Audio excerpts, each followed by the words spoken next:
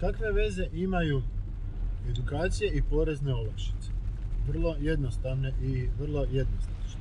Sve ono što vi kao tvrtka potrošite na edukaciju vaših zaposlenika možete računati kao porezne olakšice. Otprilike ovako je praksa. U tvrtkama se svi troškovi edukacije zaposlenika troše, odnosno knjiže na jedan poseban konto. Na kraju godine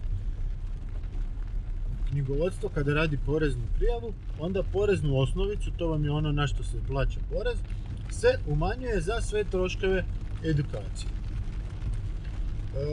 Nije u 100% iznosu, za neke tvrtke malo više, za neke tvrtke malo manje.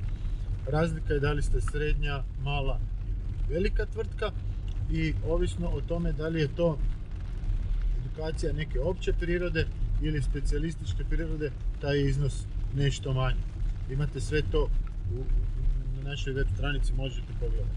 Uglavnom, šta trebate pogledati? Trebate provjeriti sa vašim knjigovodstvom da li to knjiže na poseban neki konto, tako da na kraju godine kada rade završni račun, da li to koriste kao poreznu olakšicu. Znači, sve edukacije koje ste imali bilo kod nas, bilo kod nekog drugog, za vaše zaposlene u toku godine, na kraju godine možete iskoristiti kao poreznu olakšicu.